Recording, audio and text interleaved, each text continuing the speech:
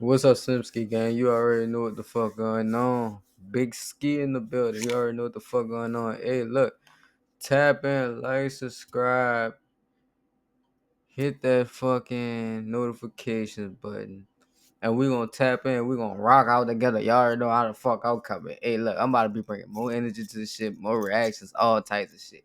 Big Ski in the fucking building. Make sure you share this shit too, and go follow me on Twitch. My Twitch is the same name as my YouTube. The link gonna be in the description.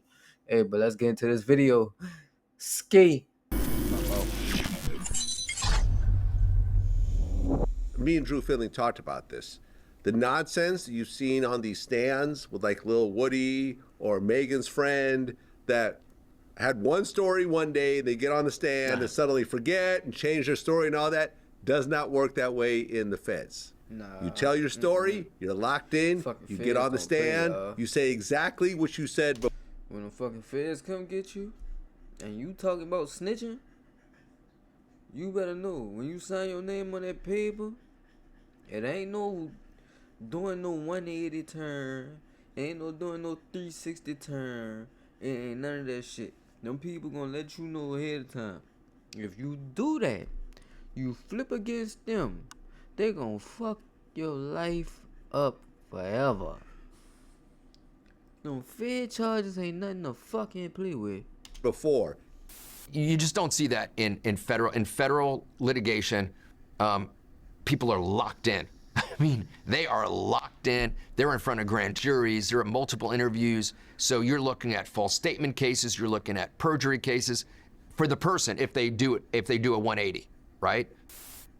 They're also doing something really interesting, and I actually like it, even though I like Durk, because they're playing the game so well, and also they're so in tune with what the opposition, and I'm gonna say opposition tongue-in-cheek wise because we're talking about lawyers here. They know what Durk's lawyers are trying to do. For example, Drew Finley came on my podcast as well, like 2 days ago. yeah. Durk posted something on his Instagram. They see it. They know what's going on. Durk and his PR team is trying to put out an image and put out a message saying Durk is wrongly prosecuted, and he's only prosecuted because of lyrics. You guys have seen this before. YSL and other things. I mean, but that's what they did, prosecute him on in the paperwork and say lyrics. This would The drum up snippets some on public YouTube. outcry. People would be like, yo, what's going on? Demand more answers, make the process a little bit whatever. Also, that might rattle some of the witnesses who then feel like they have to, stay on code. What they did that was really interesting that YSL prosecutors didn't do, they stayed in court for hundreds of days talking about lyrics. They even played the songs. You know what the prosecutors did? Durk filed a motion to dismiss saying, you guys use lyrics with a fan-made video. They went back in that week and got a new superseding indictment and removed the lyrics completely. What does that prove, lad? That actually proves we don't need the lyrics. Yeah. The lyrics was just icing on the cake. The lyrics was just to sensationalize this. We have you in a probable cause sense that you committed this crime without using any lyrics. And most times when indictments are filed, when we talk about it on social media, we say this person got indicted for their lyrics. You got First Amendment right. You can't get indicted for your lyrics. Well, yeah, because Yeah, because you can't get indicted for your fucking lyrics. They don't know whether you're lying or whether you're telling the fucking truth. Now, let's be fucking real. Because damn near all these rappers faking now. Let's be real. Anybody can get on the mic right now and become a creative player. Long as they music fire. Anybody can get on the mic right now and be a creative player long as they fucking mic is fire. Long as their music is fire. And long as they spitting that hot shit. That's real shit. We see this all the time. You know how many goofies get in the rap game in a year?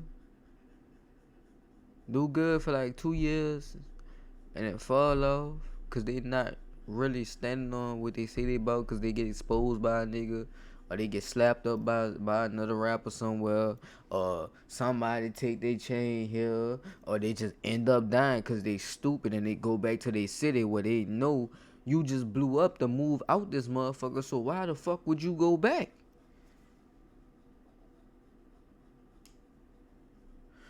I'm just speaking facts. If ain't nobody gonna say the real, I'm gonna speak the real.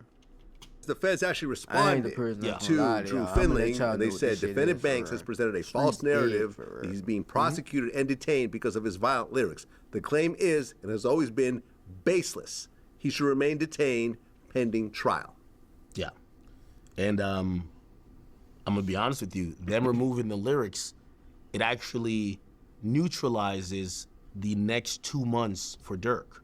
Because all Durk's motions, even PR-wise, why do you think that Drew Finland did your show and mine?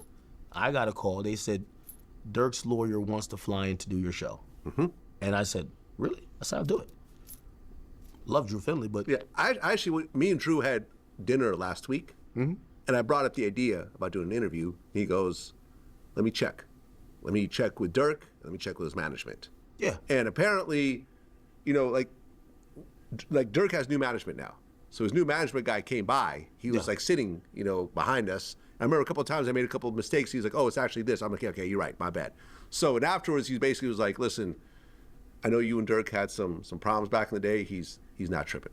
Like Yeah. he's good. He's obviously has more problems. He actually personally okayed Drew doing the interview with you. So I think once I brought that idea and he knew he was coming to New York, he probably hit you up as well, which made perfect sense. And it was like, okay, I'm going to go on a little mini media run Yeah. to push a narrative, which is cool. I'm fine with that.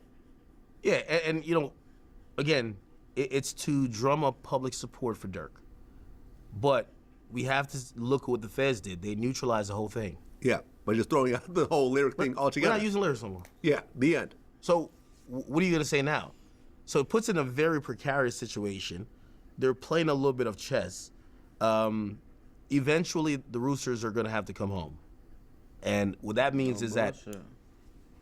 we're going to have to see what they got on them. They're going to have to announce at some point who these co-conspirators are.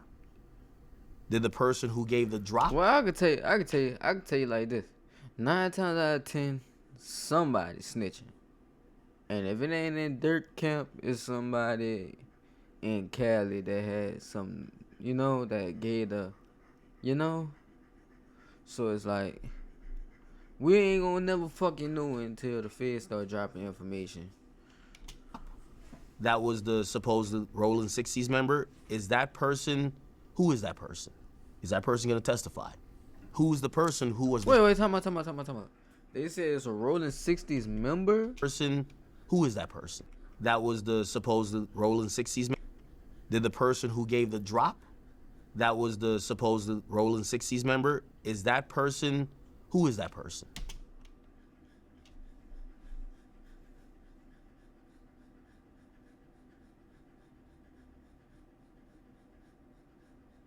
Nah, if y'all know like I know, if no, if y'all know like I know, if y'all know like I know, if y'all know like I know, we ain't gonna say no names cause that's police shit. We ain't doing that on here. We not fucking doing that on here.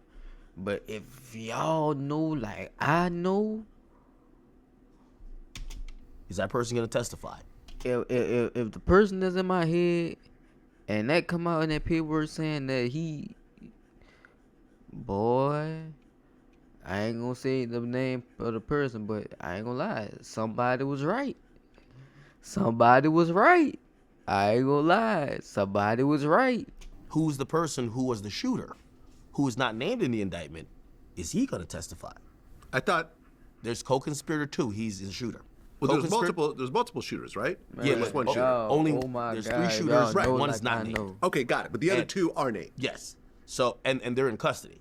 Right. The one that's not named, we don't know who it is, and we don't know if they're in custody, but we're assuming they are, which only tells us they're probably cooperating.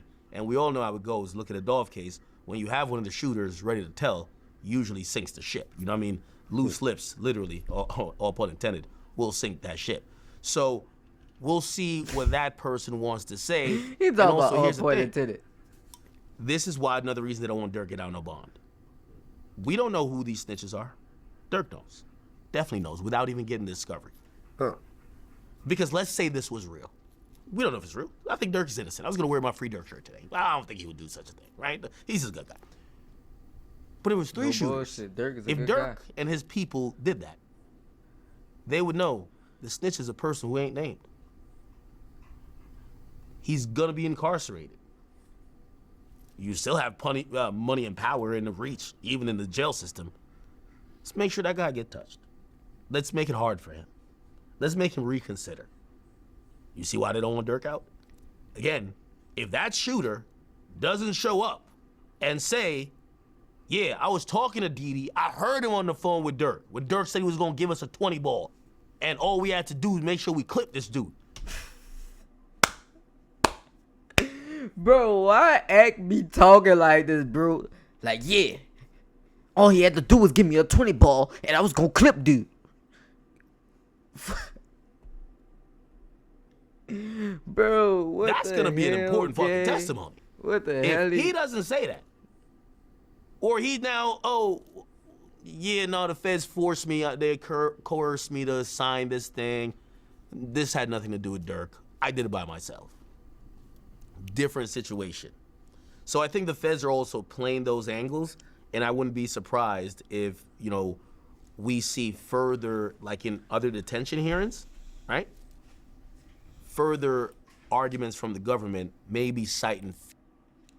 Man, bro, what the fuck, Act funny as hell. What the fuck? Yo, bro. Oh shit, hold on. This shit just got juicy. Hold on. Man, sit your dumb ass down. Trap. Sit down, dude.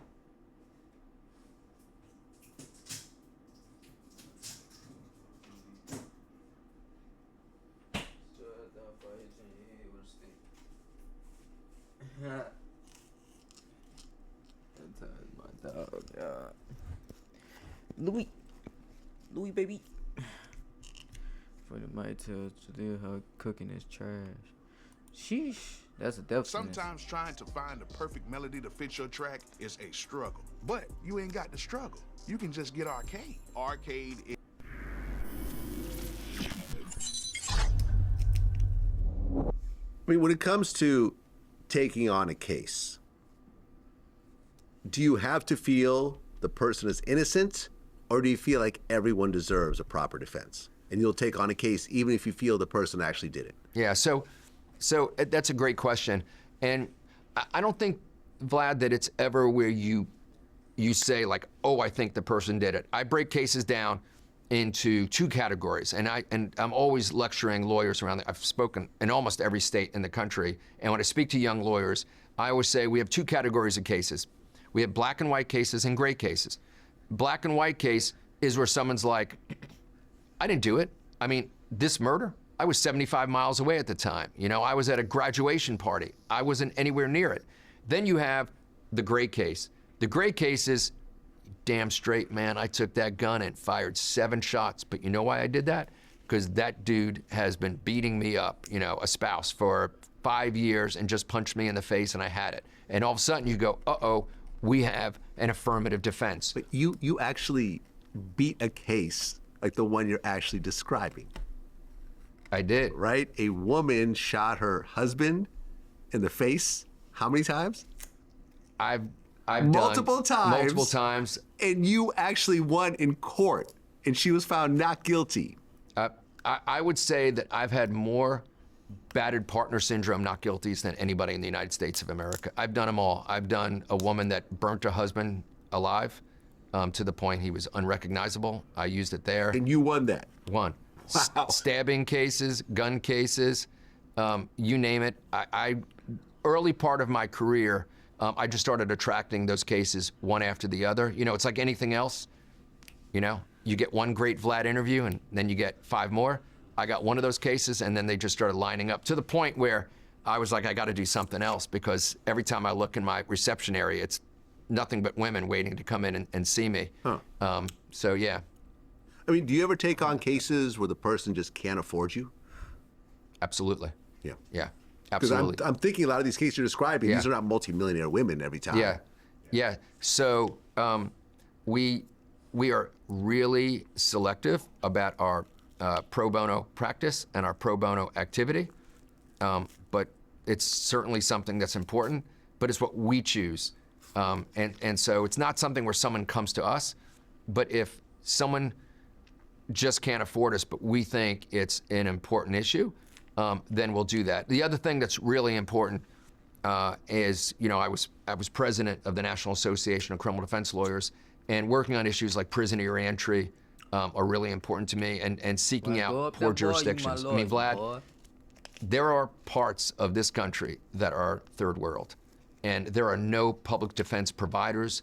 You have like one public defender handling hundreds and hundreds of cases in rural parts of Mississippi, Arkansas, Alabama, Tennessee. And the degree that I could spread a little gravitas and help some of those folks, I've tried to do that as much as I can. Well, I mean, from my point of view, I think the biggest hurdle that you have is the co-defendants in Lil Durk's case. In the federal system, when do you find out exactly if these co-defendants are cooperating and exactly what they're going to be cooperating against? Yeah. It's good that you preface that in the federal system, because there's a difference between cooperating in the state system, as we've seen in cases in the news recently, that just falls apart. Right, like the little Woody situation. Yeah. He got on the stand and just started being a maniac on the stand, and almost, I would say little Woody's the reason why Young Thug won his case. Yeah. So that just... Hey, no bullshit. No bullshit. Woody was low-key a hero. Low-key hero. Almost say it today, but he's still told. never happens in a federal case. And I'm saying this to the guy that did an iconic interview of Sammy the Bull Gravano, right? Yeah. I mean, so you know, that's... Yeah, I interviewed him multiple times. That's an all-timer. Yeah. That's an all-timer. No, 19 murders. Yeah. Yeah, that's an all-timer. I don't mean to do a Vlad TV, but if you haven't watched that, Yeah. everybody needs to watch that. Yeah, check it out. And so you just don't see that in federal litigation. People are locked in. I mean, they are locked in. They're in front of grand juries. There are multiple interviews. So you're looking at false statement cases. You're looking at perjury cases for the person if they do a 180, right? And so I say that all because it takes a while, because you don't know what's going on behind closed doors, and I just no way of knowing whether or not people are cooperating. But usually you don't hear about it until the process has really worked its way along and the person is locked in. And so you ask that and you put it in the federal context, because when it does happen, now I'm not talking about this case, generally speaking, the process has really moved along. Now, why has it done that? And why is it different than in a state case? Because in the federal system, with minimum mandatories, you have truth in sentencing. So if someone's gonna get 20 years, they're gone for 20 years. If they're gonna get a life sentence, they're gone for the rest of their life. And the way that the government, the federal government works that is through 5K 1.1 or afterwards later on, a Rule 35. If there's substantial assistance, then the government goes to a judge and says, forget all that. They've been ratting, they've been snitching, they've been cooperating. It's time to slice and dice. What? I ain't never heard no lawyer talk like this, bro. What the hell, bro? Assistance, What then the the hell? government goes to a judge and says, forget all that. They've been ratting, they've been snitching, they've been cooperating. It's time to slice and dice. It's a Walmart bargain basement sale. And the only way they can do that, with the federal sentencing guidelines is through cooperation. But the government doesn't get there until they really move it along quite a bit. Okay, so if there are co-defendants in the Durk case that are cooperating, you'll get all their statements before the trial? Yes, before they testify, we'll have everything. Okay, is it right before the trial, or do you have a long leeway to actually prepare for that? So do they spring it on you right at the end? No. Usually there's a court order and there's an agreement that it's a rather substantial period of time, but it's enough. Okay. Generally speaking, it's enough time for us to do a good cross-examination. So you could actually do depositions with... No depositions in Okay, so federal you cases. can't actually cross-examine them before they actually hit the stand. Oh, okay. Is it different in the state? So there's only a handful of states that allow criminal depositions, and the one that's confused people the most is Florida. So when we think of Casey Anthony and we think of George Zimmerman, all those cross-examinations that you saw, Yeah. right? If you've really looked, and I did commentary on those cases, if you really looked and like you were in this business, you could see they were just following along on their depositions. But Florida and a couple other states are standalone. The rest of the United States has no depositions in criminal cases, and there's no depositions in criminal cases in the federal system. Only exception is if somebody's in another country and you really can't get to them, you have to prove it to the court.